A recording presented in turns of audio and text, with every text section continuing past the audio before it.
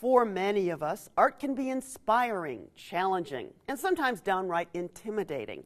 Angela Antkowiak found a space unlike any other gallery or museum in town, and it's owned by an artist who's bringing a shot of rebellion to the St. Louis art scene.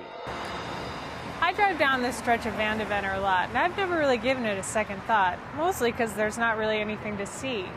But recently I noticed a crazy drawing in the windows above one of these buildings.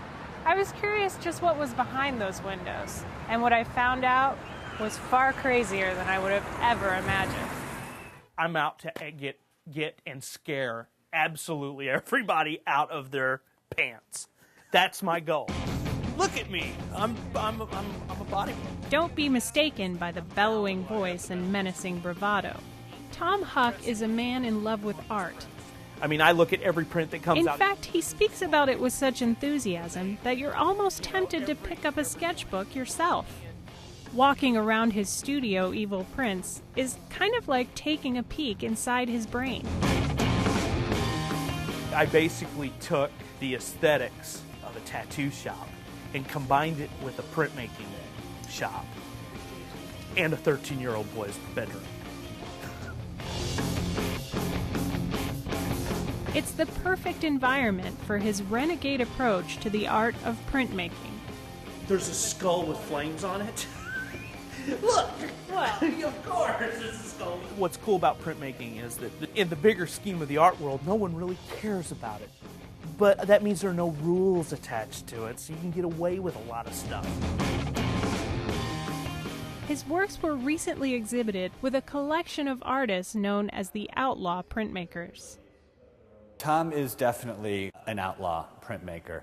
He chooses to have a no-holds-bar approach to his work, and he does it with a zest and a glee that's really irresistible. Most printmakers throughout history have been troublemakers. It's a natural progression to spout off about what's troubling you. Using art for social commentary is nothing new. But what exactly is printmaking? Simply put, it's an old-fashioned way of making copies. It's an original piece of art that comes from a matrix of some sort, a block of wood, a metal plate, and it's drawn on, carved on, etched on, and ink is adhered to that surface and then printed. All prints must come from an original source, and Huck's are large-scale woodcuts. A lot of people think it might be just a pen and ink drawing, and then when they're told that this has been carved out of wood and inked up, they're blown away.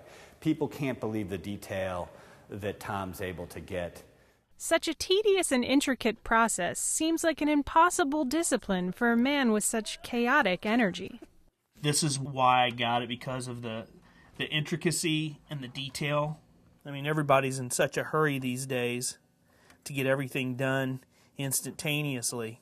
I'm really more interested in quality than quantity. People from all around the country, they're just gravitated like moths to a flame when they see this enormous woodcut of this fantastic image, the story that's there. A lot of the subject matter in Tom Huck's works is drawn from his childhood in Potosi, Missouri. But these are no idyllic images of small-town life. He's more like Norman Rockwell's evil twin. I had heard these crazy tales about things that went on in that area all through my childhood, and I had those images in my head, and so I'm fortunate I get to take those images that are in my head and put them out there. This is a pregnant bride at her party after she's been married, and she is whooping it up with her friends at a bar, and there are strippers in the back. She's firing a pistol as she dances on the table, all to the tune of a violin player. So it's just like a very traditional wedding portrait. In Huck land, this is This a very is a traditional common wedding. traditional wedding. Gallery owner Philip Sline has known Tom Huck since the two were art students at Washington University. He admits that some of the imagery in Huck's prints can be a bit too macabre for the casual art enthusiast. They're not made to match your sofas. They are difficult works, but they're the best kind of works because they're the type of works that challenge you. They're the type of works that make you think, and they leave you with an indelible impression. I never bought the highbrow, lowbrow thing. I think it's easy for people to lump things into categories. I don't care about any of that categorization. I just want to get my images out there to everybody. Huck has no interest in being the critical darling of the art world. He's doing things his own way, in his own space. And he's opened it up to fellow artists to share his same rebellious style. There aren't any other print shops that look like this, that are there for printmaking people, that want to do, alternative-y type of prints in a very traditional medium. What makes Tom's space unique is the energy that's there, and he's really sharing it with a lot of other artists that bring even more energy in. It's an environment that has no limitations on it when it comes to making kind of art you want to make. It really helps to have the support of other people who are in similar places, Some days it's like the Merv Griffin show over here. People are just popping in. You wouldn't believe the people that come through here. Just people want to stop by that are in the know. It fits into St. Louis as a very unique art space and as a very unique venture.